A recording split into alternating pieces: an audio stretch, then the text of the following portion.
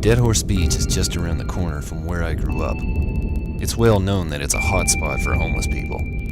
They're mostly harmless, many of them too proud to even ask for spare change. It must be hard for them to live right next to the million-dollar yachts, watching the happy families spend their weekends together. When they catch a wallaby or a kangaroo, you can see the smoke plume from my old house as they roast it over an oil drum.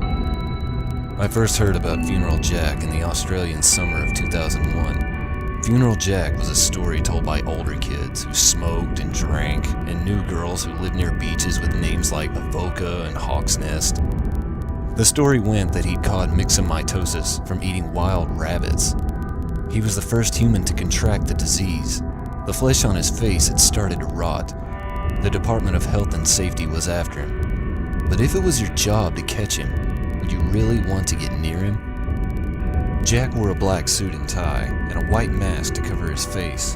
An older kid called Raji claimed to have coined the phrase Funeral Jack because he dressed like he was going to a funeral.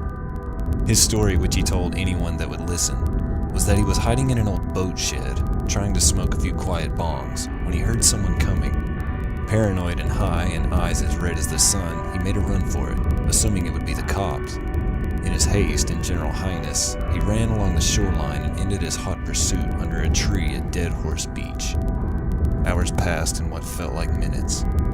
It had been potent weed that season.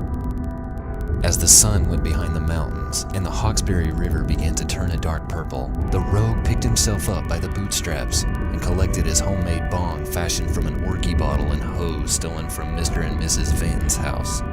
The tide had come in, and he was walking through the scrub, where he came face to face with Funeral Jack, his mask in his hand, and the rotting flesh hanging from his face, and tumors seeping pus.